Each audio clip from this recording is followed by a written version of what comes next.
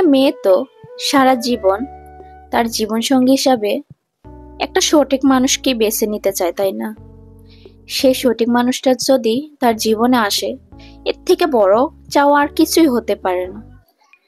তো আজকে একটা রেসিপি তৈরি করব, সেটা কিন্তু আমি একা না, আমার সাথে আমার হাজবেন্ড সাহায্য করবে, কারণ আমার পক্ষে সম্ভব না।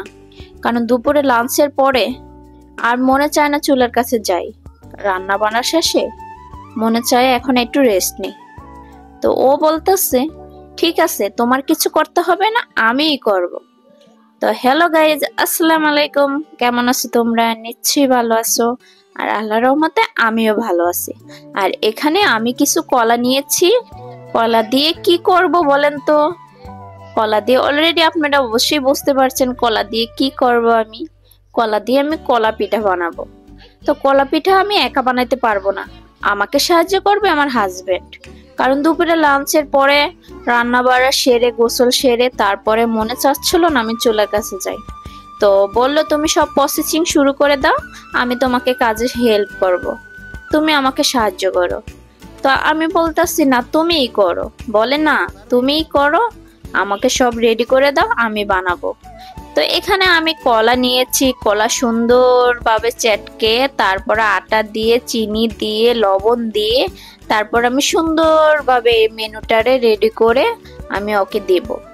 এখানে আমি চিনি নিচ্ছি, লবণ নিচ্ছি, সব নিচ্ছি। জানেন, পৃথিবীতে বাবা মার পরে যদি ভালো বন্ধু হিসাবে, ভালো মানুষ হিসাবে কাউকে পাই, সেটা হলো আমার স্বামী। আমি যতই ওর সাথে রাগারাগি করি না, যতই ঝগড়া করি না কেন, তারপর দিন শেষে ও আমার স্বামী। ভালোবেসে বিয়ে করা আমাদের জীবন, ভালোবেসে বিয়ে করেছি দুইজন। আমাদের গল্পটা অনেক সুন্দর, একদিন সব শেয়ার করব তোমাদের সাথে। সময় আসুক, ধীরে ধীরে সব শেয়ার করব। তো এখানে কথা বলতে বলতে আমার মেনুটা অলরেডি রেডি হয়ে গেছে। মেনুটাকে চেটকিয়ে সুন্দরভাবে, যাতে সুন্দরভাবে একটু একটু করে কড়াইয়ের ভিতরে দেওয়া যায়, সেভাবে আমি মেনুটা রেডি করেছি। মেনুটা এত সুন্দর হয়েছে, অনেক ভালো লাগতেছিল মেনুটা।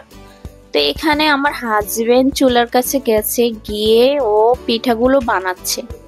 ওরে কত কষ্ট, খুব কষ্ট লাগছে। কি করব, আমি তো লাঞ্চের পর আমার চুলার কাছে যেতেই মনে চাচ্ছিল না, কারণ রান্না বাড়া শেষে আমি ফ্রেশ হয়ে গেছি, এখন আর আমি চুলার কাছে যাব না বলছি। তো ও নিজেই পিঠা বানাতে চলে গেছে। তো ও খুব সুন্দরভাবে পিঠাগুলো বানাচ্ছে আর আমি চেয়ে চেয়ে দেখছি, আর আমার ছেলেটাও চেয়ে চেয়ে দেখছে। বলতেছে আব্বু তুমি কি করো? বলে আমি পিঠা বানাই তোমার আম্মুর জন্য, তোমাদের জন্য। তো এরকম হাজবেন্ড পাওয়া প্রতিটা মেয়েরই কিন্তু ভাগ্যের ব্যাপার। আমি তো ভাগ্য গুণে পেয়েছি, আল্লাহর কাছে লাখো শুকরিয়া। আমার এই হাজবেন্ডের জন্য সবাই দোয়া করবেন, আল্লাহ তাআলা যেন ওকে অনেক দিন বাঁচিয়ে রাখে আমার জীবনে। তো পিঠাগুলো সুন্দরভাবে বেজে আমাদের রেডি করে দিয়েছে। ছেলেরা তো সেই পেয়ে সেই খুশি, বলতেছে আমি একাই খেয়ে ফেলবো ছোটটায়। আর বড়টাই বলতেছে না, আমাকে রেখে কিন্তু খাবি না, আমিও খাবো। তো ওরা দুজন এত খুশি পিঠে পেয়ে বলার বাইরে, বল নিয়ে বসে পড়েছে। কারণ ওর আব্বু বলতেছে তোমরা ঠান্ডা হোক তারপরে খাও না, ওরা এখনই খাবে। আমার ভিডিওটা এই পর্যন্ত, কি আবার নেক্সট নতুন কোনো ভিডিও নিয়ে হাজির হব।